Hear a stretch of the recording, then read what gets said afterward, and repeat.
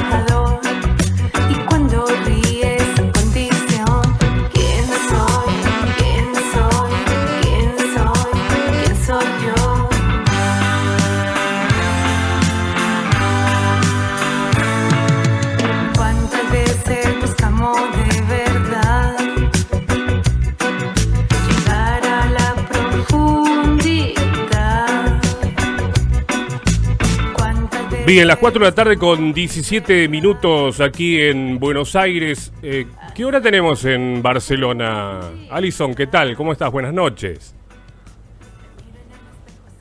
¿Qué tal, Rob? Acá son las 8:15 de la noche. 8:15 pasaditas, ¿no? Bueno, ¿con frío? Sí. Bueno, sabes que hoy no hace tanto frío, está bastante húmedo, pero por suerte bajó un poquito el frío. Ajá. Porque aquí te digo, tenemos un calor, si querés te mandamos algo para allá. Por favor, yo extraño mucho el calorcito. Me gusta mucho el verano, el invierno me cuesta muchísimo. Bueno, sí, para alguien de Colombia, acostumbrada al calor, ¿te costó adaptarte a Barcelona al principio? En realidad yo hice entrenamiento con Buenos Aires, que creo que el clima es más duro que aquí. Claro, porque cuando yo me fui a vivir a Argentina, digamos que no conocía lo que era el invierno, el frío. Claro. En Colombia le llamamos invierno cuando caen cuatro gotas de verano. Sí. Y claro, allí conocí el invierno. No estaba acostumbrada a usar ropa para esa época del año. No sabía lo que eran las camisetas de frisa, no usaba lana. Entonces, claro, al principio vivía muerta de frío porque no encontraba cómo calentarme. Me imagino. Pero sí que ya con el tiempo, digamos que no me adapté al frío nunca, nunca. Se me cayeron todas las uñas de los pies, se me petrificaron todos los dedos de los pies. Fue espantoso realmente la adaptación al frío, pero digamos que aquí ya el clima, digamos que es un poquito menos duro, el invierno es menos largo, menos intenso. Y bueno, ya venía con un entrenamiento del clima porteño bastante grande. Pero, ¿cuánto duró esa etapa en Buenos Aires? ¿Cuánto tiempo estuviste viviendo? ¿Cómo fue aquello? Claro, estuve viviendo casi 4 años. Y bueno, aquí ya llevo 15. Sí. Claro, o sea, a ver... ¿Me decías? Que perdona, que te hablo con un poco de retraso porque me llega tu voz con un poquito de retraso, pero bueno, igualmente te escucho perfecto, Rob. Sí, justamente el miércoles pasado cuando establecimos la charla con Fernando Bernardes, tu manager, notábamos eso, ¿no? Que hay un poquito de retraso, un poquito de delay, cuando uno acota algo, pregunta y de pronto tarda en llegar la respuesta. A ver, Hay un dato que no tengo tuyo, que es tu fecha de nacimiento. No te voy a preguntar el año, pero tu fecha de nacimiento. El 22 de abril, taurina, pero sí, a más no poder. Está bien, 22 de abril. Obviamente naciste en Medellín y viviste allí ¿hasta qué edad más o menos? Y en Medellín viví hasta los 23 años. Así que digamos que ya estoy por cumplir, digamos, casi la mitad de mi vida fuera del país, ¿no? Claro, claro. Así que nada, creo que ha sido duro. Al principio fue duro adaptarme, digamos, sobre todo al clima y a no estar con la gente, con la familia, ¿no? Con el entorno, pero también se adquiere mucha riqueza viviendo afuera, en dos países distintos, muy, muy diferentes como lo son Argentina y España, con dos culturas que aunque tenemos unas similitudes en algunas partes culturales, sí que son distintas también. Está bien, pero ¿qué fue lo que te trajo a Buenos Aires particularmente? A Buenos Aires me llevó, digamos, que el corazón. Sí. Bueno, sí, a ver, también me pasaba de que, digamos, tenía una necesidad de irme de Colombia, también me pasaba eso, estaba pasando, digamos, por una etapa personal muy difícil, tanto a nivel de salud, salud física, mental, y de necesidad también artística de buscar nuevos horizontes donde, digamos, aprender y nutrirme de otras artes. Sí. Y justamente todo me vino junto con Argentina, me vino la parte afectiva, el amor, y me vino también lo que fue el enamoramiento que tuve de la ciudad, porque cuando llegué a Buenos Aires me di cuenta de que me sentía en mi salsa, de que allí encontré un montón de situaciones que deseaba encontrar, digamos, en mi propia ciudad, y que no había una movida como la que había en Buenos Aires en ese momento, que era la época del under. Estoy hablando de la época antes previa a Cromañón, que todavía había una movida under bastante fuerte.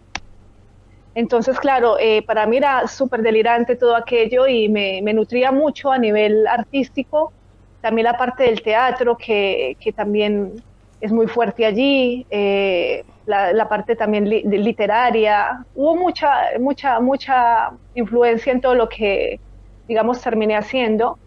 Allí en Buenos Aires. Fue como, digamos, una semilla muy importante en mi vida artística.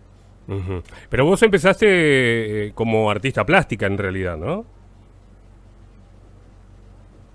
Sí, yo hice Bellas Artes en Medellín y en Buenos Aires estudié con un profesor, Rolando, un pintor de allí, y estuve, digamos, exponiendo en algunos lugares, pocos, la verdad que no fueron muchos, pero hice algunas exposiciones ya a nivel, digamos, under, en bares, en lugares donde se hacían conciertos, y allí fue, digamos, que tuve una parte pictórica, digamos, puntual, no fue muy larga, y bueno, ya la música me abordó aquí en España. ¿Quién llegó primero a tu vida? O mejor dicho, ¿a quién descubrís primero? ¿A Frida Kahlo o a Débora Arango?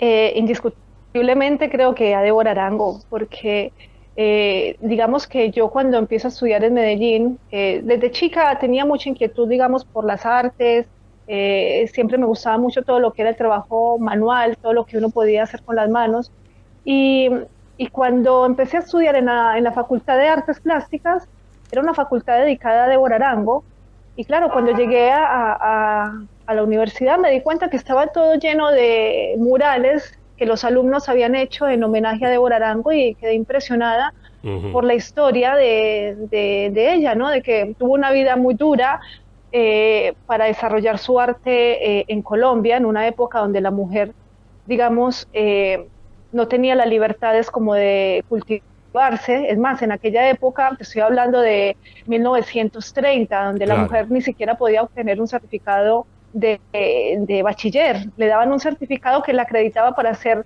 labores del hogar, ¿no? Que era apta para el matrimonio. Y ni hablar en las artes las podían ejercer, digamos, mujeres que venían de una clase social, digamos, alta, porque las clases no eran baratas, y no solamente eso, sino que no era muy bien visto socialmente por algo que se llamaba la Liga de la Moral, que en aquella época estaba en Medellín, que la Liga de la Moral, como su nombre lo dice, se encargaba de digamos, censurar lo que se hacía a nivel artístico y más viniendo de una mujer. Ella fue la primera mujer que pintó desnudos en Colombia, desnudos muy atrevidos, se iba a los burdeles, a las cárceles donde pintaba mujeres pariendo. Entonces, claro, todo eso a mí me impactó mucho porque culturalmente, digamos que obviamente que no nos hemos quedado en ese retraso, pero sigue habiendo un retraso a nivel de reconocimiento de la mujer en las artes. Y para mí fue como encontrar una inspiración en ella, y fue la que me motivó a pintar y también a indagar en mis propias vivencias para exteriorizarlas, ¿no? Seguro, pero hoy día estás 100% abocada a lo musical. Sí, hoy por hoy sí, porque realmente es muy difícil poder repartirse. Pues, a mí me pasa, a lo mejor hay personas que tienen más talento, más rapidez para crear, pero yo cuando me pongo a pintar necesito mucho tiempo para crear un cuadro, y también me pasa con la música. Me abordo, o sea, me meto de lleno en algo y me cuesta mucho salirme de ese estado, porque aunque siguen siendo artes, son muy distintas, es muy distinto el modo de abordarlas, ¿no? Entonces, ahora mismo estoy al 100% con la música. A ver, cada tanto hago alguna pincelada, siempre tengo algún lienzo en blanco en casa, y los dejo a propósito como para que me inviten a coger algunas pinturas y pintar algo, ¿no? Entonces, pero estoy 100% ahora mismo con la música. Seguro. Yendo un poco a lo que era tu vida en Medellín de chica, bueno, imagino que lo primero que habrás escuchado es la típica cumbia colombiana, ¿no? Creces con eso, básicamente. ¿Cuándo llega el rock a tu vida? No, sabes que llega bastante pronto. Bueno, que en realidad llega pronto, digamos, porque uno lo va escuchando no sé, en las discotecas, ¿no? En aquella época, o antes de las discotecas, porque era muy chica, tenía 12 años, claro. Lo escuchabas en la radio. Digamos que lo primero que escuché, obviamente, fue la cumbia, el tango y las rancheras. Fue lo primero. Colombia está muy marcada por el tango y por la ranchera, también aparte de la cumbia, que es nuestra música tradicional. Sí. Pero digamos que el rock llega a los 11 años, por ahí, donde empezaba a escuchar a Charly García, a Fito Páez, a quién más escuchaba. En realidad creo que el que más me pegó en aquella época fue Charly, y también lo que llegaba del extranjero, ¿no? Sí. Bueno, que llegaba a Estados Unidos, sobre todo, también. Claro. Sé que, bueno, en alguna entrevista que te han hecho, has contado que, bueno, te pegó bastante el grunge, por ejemplo, ¿no? De los 90, Pearl Jam, Nirvana. Sí,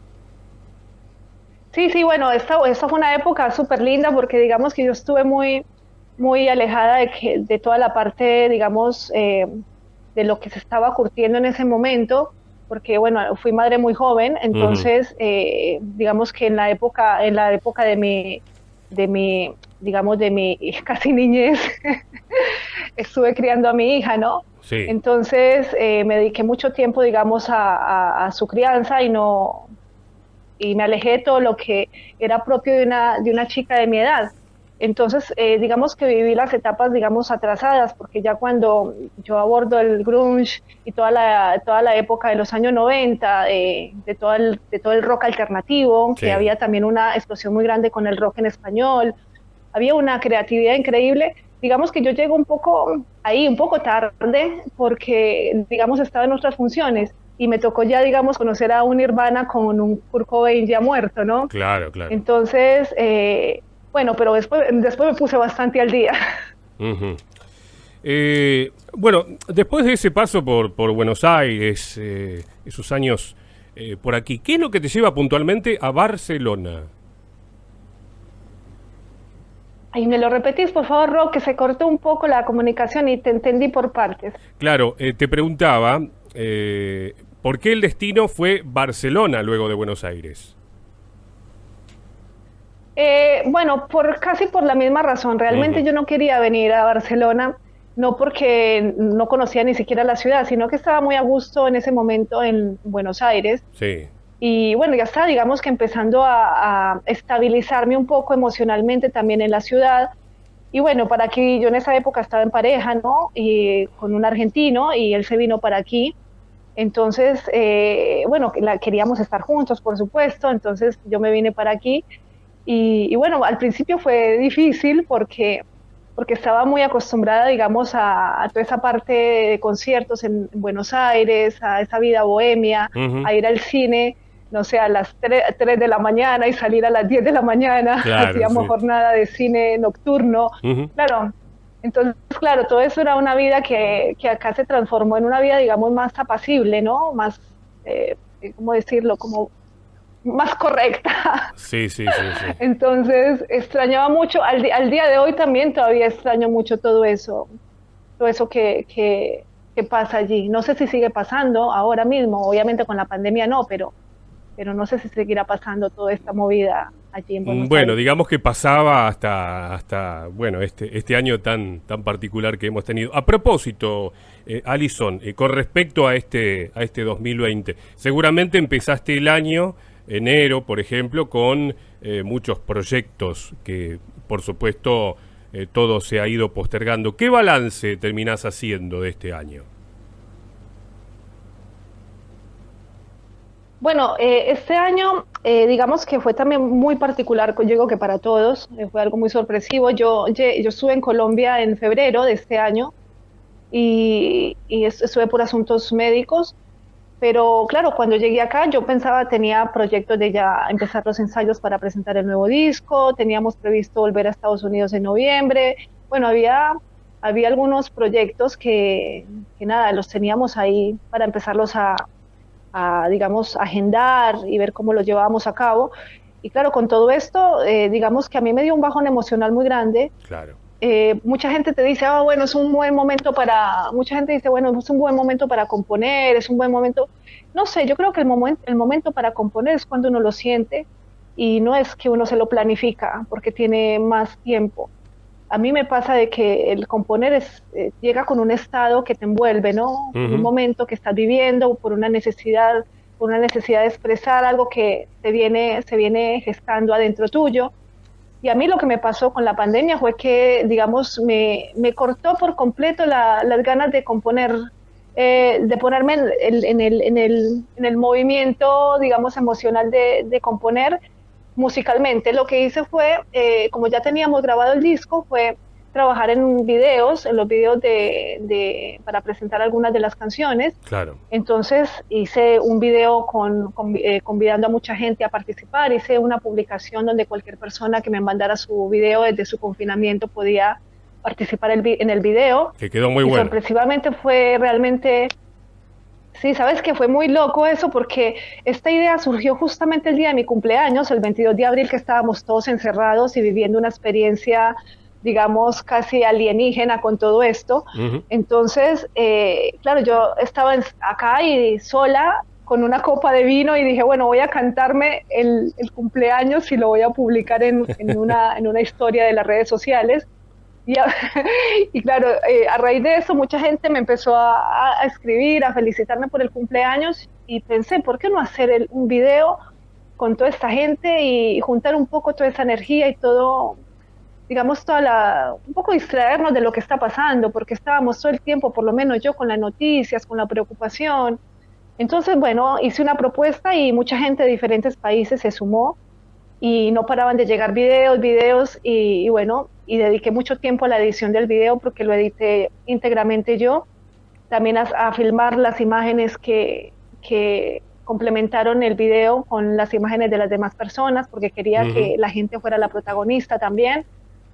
Entonces, bueno, me llevó mucho tiempo. Después hice otro video de quién soy, que fue un video que fue como un lyric video que fue un poco algo muy manual, donde pinté digamos, con un programa a nivel digital, ¿no? Sí. Sobre las imágenes.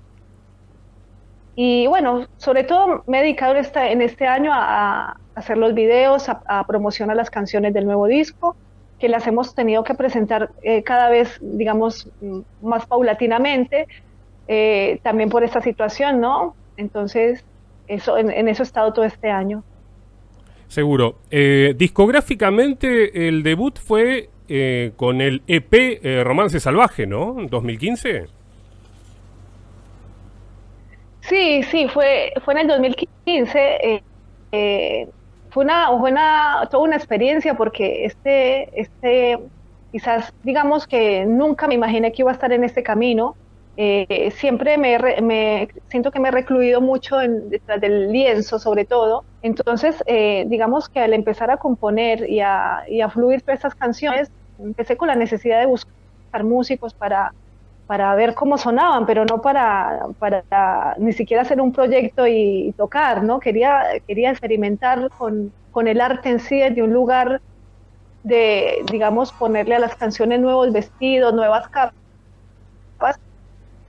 Y sorpresivamente varios músicos se interesaron en las canciones y nos entusiasmamos. Fue una época muy bonita porque nos entusiasmamos para trabajar los temas, ya estaban todas las canciones compuestas con letra y música.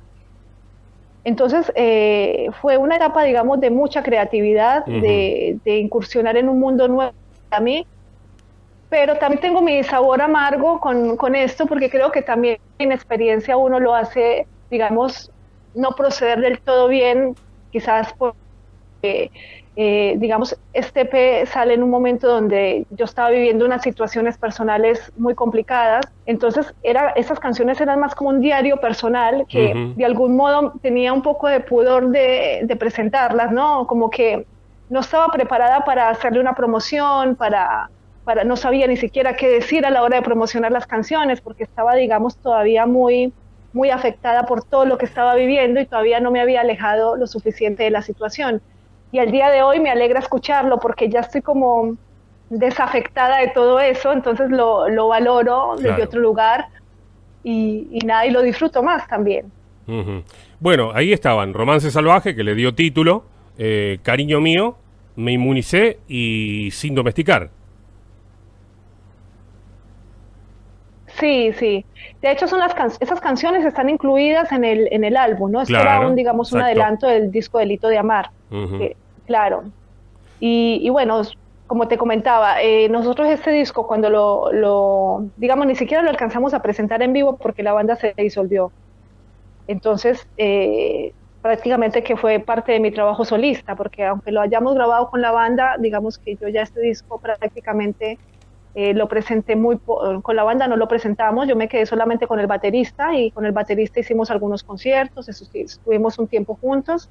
Después digamos que decidimos separarnos bien, simplemente por cuestiones artísticas, pero digamos que este disco lo he venido yo promocionando bastante, ya digamos en otros formatos, en formato acústico, como solista, en otros países, tocando con diferentes músicos.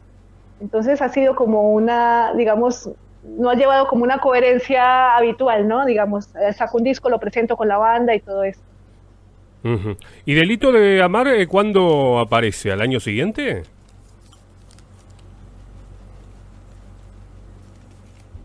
Sí, el Delito lo publicamos en el 2016. Claro. Y ya justamente para esa época, como te comentaba, solamente estábamos Cristian y yo, y bueno, estuvimos haciendo algunos conciertos. Nunca hicimos una presentación oficial del disco, no alcanzamos a hacerla, justamente nos separamos previamente a eso, y sí, salió en el 2016. ¿Y quedaste conforme, satisfecha con el resultado final de ese disco, Alison? Sabes que con el tiempo aprendí a valorarlo más. Yo soy una persona que soy muy maniática y siempre encuentro, siempre algo le falta. Creo que al principio, como era mi primera experiencia de tener una banda y de expresarme artísticamente a través de la música, tenía muchas inseguridades porque era la primera vez que me enfrentaba a grabar en un estudio, a formar una banda y ser, digamos, líder de esa banda. No supe, digamos, en ese momento, ninguno supimos, digamos, llevar la parte de gestión. Entonces creo que había también mucha diferencia artística de nosotros, pero había también una complicidad que era muy bonita, que trabajábamos en función de las canciones. Y después de que sale el disco, a mí habían canciones, por supuesto, que me gustaban más que otras, pero como éramos una banda, hacíamos un consenso y decidíamos. Entonces toda esa parte me costaba mucho porque, claro, al ser temas, digamos, para mí tan íntimos, como te comentaba, no había sido un disco planificado, ni yo había pensado publicar todo esto.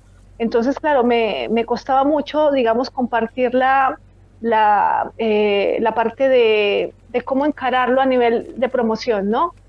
Entonces, claro, como éramos una banda, siempre había uno que decía, bueno, tendríamos que decir esto, tendríamos que decir aquello, y claro, a veces no era lo que yo sentía. Entonces creo que el disco, al día de hoy, cuando yo lo escucho, me gusta más que cuando lo escuché en su momento. Ahora lo valoro mucho más, también por la distancia, creo. A veces, como pasa con cualquier obra, tienes que alejarte un poco para poder ser un poquito más crítico y más neutral, ¿no?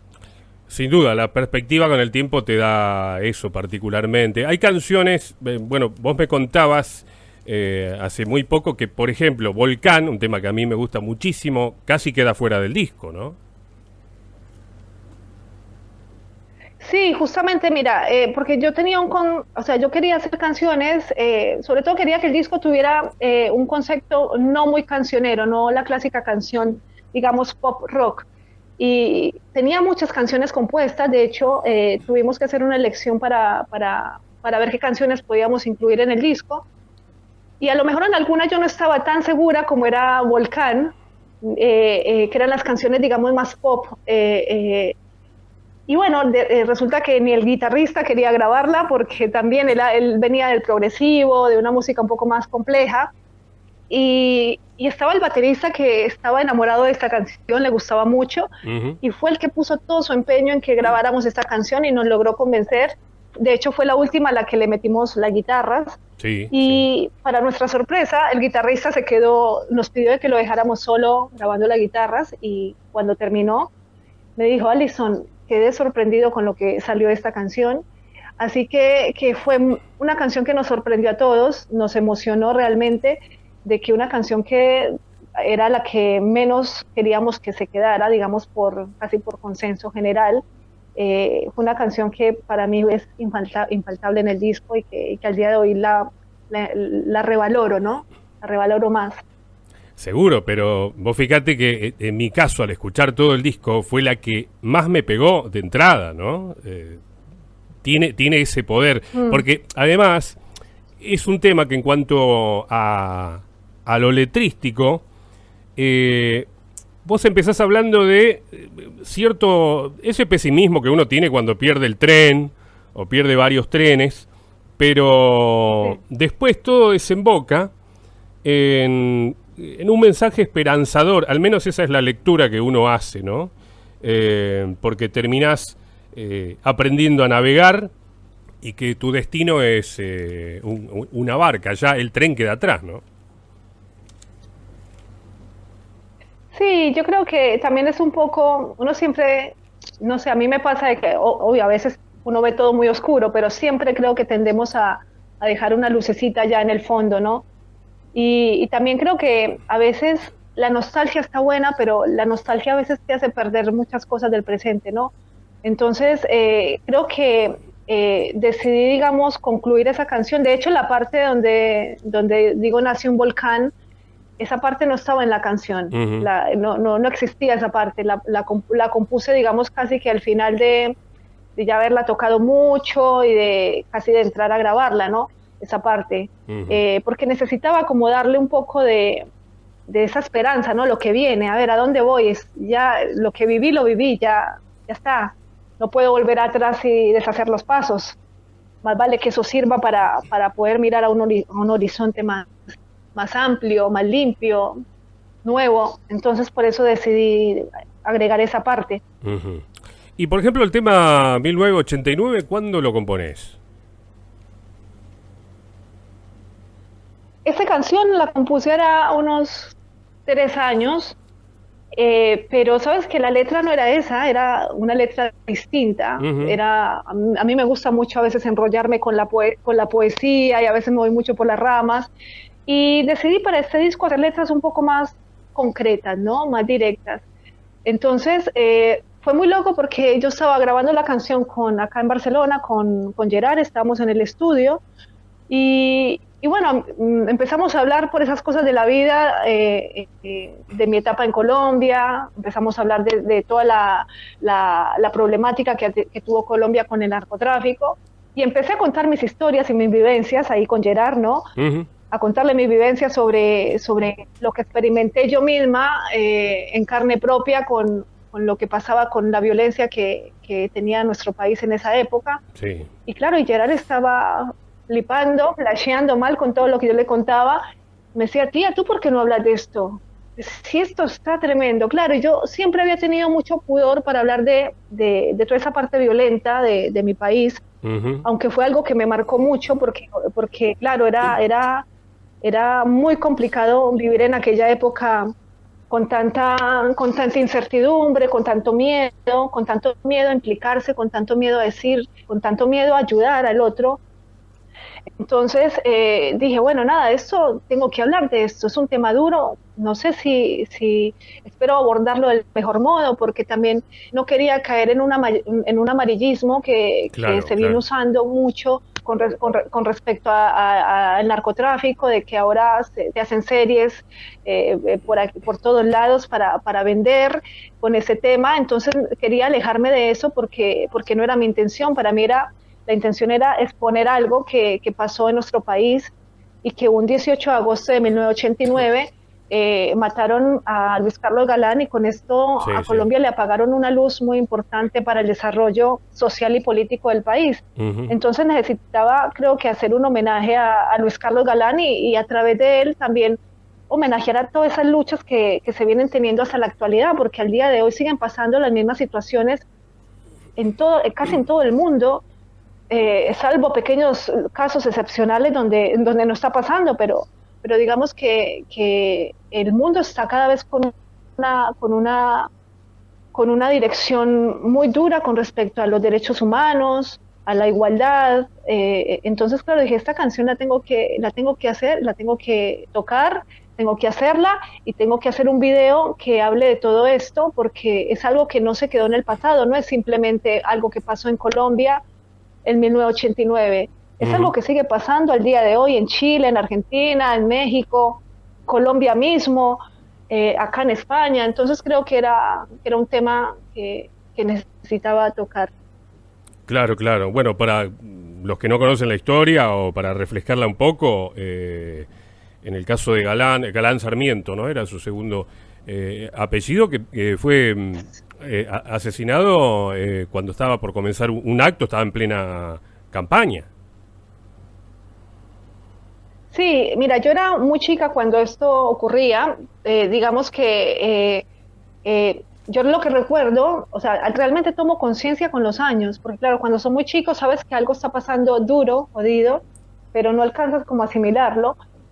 A Galán era un político humanitario, ¿no? Una persona que luchaba por los derechos de igualdad de los campesinos, porque a los campesinos no se les quitaran las tierras, luchaba por erradicar la corrupción política del gobierno. Entonces, digamos que se convirtió como una especie de ídolo, de rockero nacional, que lo seguía la gente como si fuera una estrella de rock, así de simple. El tipo iba y hacía un discurso, y iba a masas a verlo, a escucharlo. Entonces era como una esperanza que estaba brotando en medio digamos, de todo el desastre que estaba haciendo el narcotráfico en Colombia. Todo esto unido a lo que pasaba con los políticos, que había mucha corrupción política, que recibían dinero del narcotráfico. Y sale de repente un tipo como Galán hablando de valores, principios, y de que no se vendía al narcotráfico. Entonces, claro, no le convenía ni a la política ni al narcotráfico. Claro, entonces, claro. Acá le quitan la vida, lo matan, y a partir de eso yo recuerdo que cuando lo mataron yo era era muy inconsciente de lo que pasaba y lo que sentí fue que había como una desolación en la gente, que como que se había apagado una luz. Y claro, al día de hoy me queda esa sensación y al día de hoy todavía lo sigo recordando de ese modo, porque esa luz no se ha vuelto a prender. Claro. Estamos ahí esperando a que se vuelva a encender en otro ser, ¿no?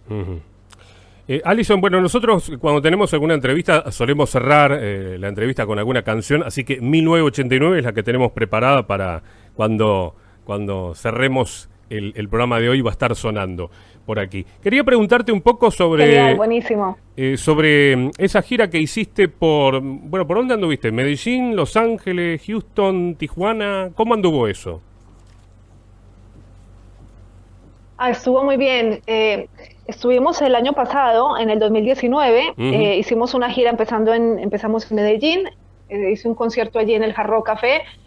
Después hicimos algunas ciudades de Estados Unidos, todo en coche, nos atravesamos de costa a costa Estados Unidos, un viaje muy intenso, porque realmente teníamos muy poco tiempo, digamos, para hacer otras actividades. Era claro, subirse al coche, ensayar en el coche y llegar a los shows. En algunos conciertos pasó de que tocaba sola, algunos tocaba acústico, otras con pistas, en algunos con banda. Entonces fue, digamos, una experiencia de fogueo muy intensa, sobre todo porque en Houston tuve una anécdota muy bonita, muy loca. Yo iba a tocar en un festival que habían hecho, donde tocaban diferentes bandas, todo bandas, y bueno, tocaba yo sola, y cuando llego ahí, obviamente decía, uy, qué bueno sería tocar con una banda, están todos acá, veía el escenario y me entusiasmaba tener ahí un bajista, un baterista, y bueno, dije, no, bueno, acá hay que ponerle el pecho a las balas, hay que salir a tocar sola. Y mientras estaban haciendo la prueba de sonido, las bandas, me fui a tomar algo a la barra del bar, y viene un chico que desde hacía rato me estaba mirando, y viene y se acerca, me invita a tomar algo. Bueno, tomamos una copa y me dice, ahora toco contigo. Y yo, perdón, ¿cómo que tocas conmigo? Sí, ahora viene el baterista y ahora tocamos con vos. Y yo, pero ¿cómo que tocan conmigo? Bueno, fue una cosa muy extraña, porque pasó de que Fernando, que es la persona con la que trabajo de Island Music, sí, había contactado a estos chicos de Houston para ver si me hacían de banda de banda para tocar, y resulta que por alguna de esas cosas no se dio no fluyó la comunicación, o no sé qué fue lo que pasó, y quedó en nada. Bueno, estos chicos habían aprendido las canciones, y claro, yo no sabía si se sabían los temas ni nada. Hicimos un checkline de 2 minutos y yo dije, bueno, no sé, que el Dios del rock and roll me ampare, porque no sé qué va a pasar aquí. Y fue mandar el primer acorde y dije, acá se ensayaron las canciones, las escucharon. Y bueno, la verdad que fue un concierto que es el concierto que recuerdo con más cariño y con más intensidad de esta gira, porque la gente estaba súper entusiasmada, se trepaban por las paredes directamente, y nada, fue muy loco toda esta experiencia de tocar en esa situación. Y aparte que nos venían a preguntar luego los otros músicos y nos decían, no podemos creer que no haya habido ensayo. Nos conocimos en el escenario, y para todos, digamos, fue un subidón de energía muy grande ese concierto. ¿Es verdad que pasaste por el restaurante donde salió Luis a buscar a Thelma para emprender ese viaje de la película? Sí, no, es que a ver, estar en Estados Unidos es estar en una película claro, permanente, ¿no? Sí, hicimos ese camino, esa ruta que hizo Thelma y Luis por ahí por el Cañón del Colorado. Y nada, sobre todo a mí me pasó de que me afectó mucho, digamos, a nivel emocional, de que la historia de Thelma y Luis me parece súper fuerte, súper actual, ¿no? Con el tema de las mujeres y su rol social, ¿no? Y nada, me emocionaba estar ahí en ese camino, ¿no? Porque siento que de algún modo también estoy en ese camino. No sé si será un camino sin retorno, espero que no tenga el mismo final, pero es un camino, nada, hacia la vida, ¿no? Definitiva. Seguramente. ¿Y te sentís, cuando te toca salir a un escenario sola con la guitarra, lo disfrutás? Sabes que fue una cosa muy loca lo que me pasó. Yo antes no hubiese salido sola con la guitarra a un escenario, ni loca. Justamente, claro, yo me empecé formando, digamos, obviamente yo tocaba las canciones en casa, las hice enteras con la guitarra, ¿no? Pero siempre estuve acompañada de músicos. Entonces, pasó en el 2016 sí, 2016, que la banda se disolvió y justamente teníamos un concierto ya programado, donde tocaban otros grupos, y como, digamos, la situación no quedó muy bien entre nosotros, yo decidí ese concierto no hacerlo, porque estábamos ensayando para hacer ese concierto, pero era ir a los ensayos y no hablarnos directamente y ensayar en función al concierto. Entonces yo sentí en ese momento que no había que salir a tocar de ese modo. Para mí, no sé, tocar es disfrutar, ¿no? Es una entrega que tienes con la gente y nada, la energía no estaba puesta para eso. Entonces decidimos cancelar ese concierto, pero nada, había que hacerlo, y hacerlo yo sola, en el caso de que no lo hiciera con banda. Y bueno, entonces eso fue lo que me empujó casi obligadamente a cumplir con ese compromiso, que al día de hoy lo agradezco. La verdad que estaba muy asustada porque era la primera vez que me lanzaba a la pileta sola, y la verdad que lo disfruté, pero como una enana, no te puedo explicar. Estuve súper feliz de esa libertad que empecé a experimentar de tocar sola. Y a raíz de esto, Fernando organizó una gira que hicimos por Alemania y Holanda.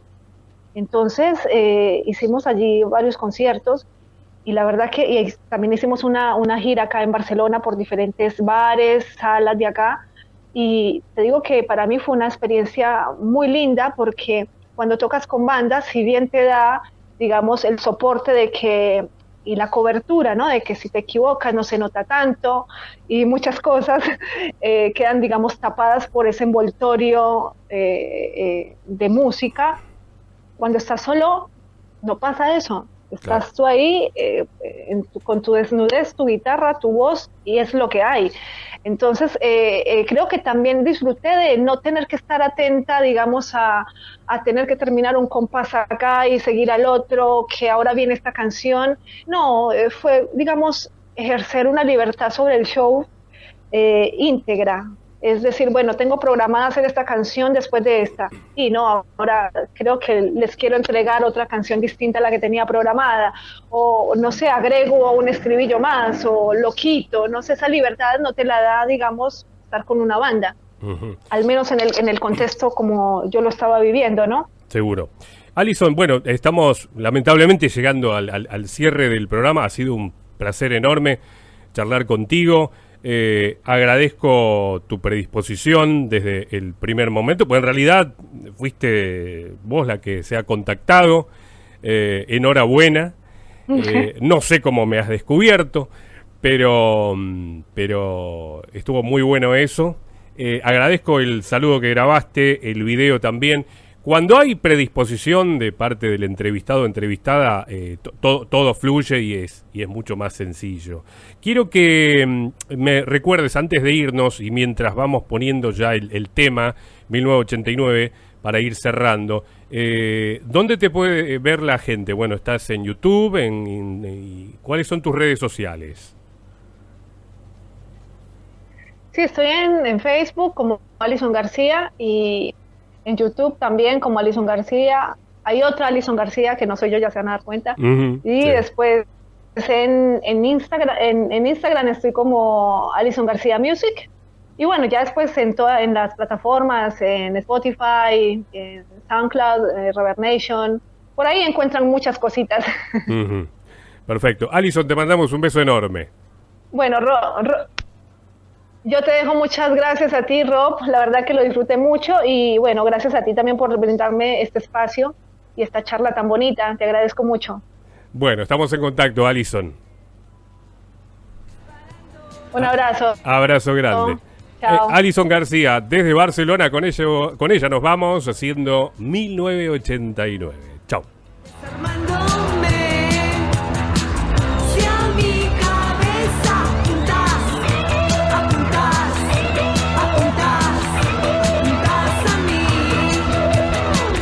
Cuánto es el precio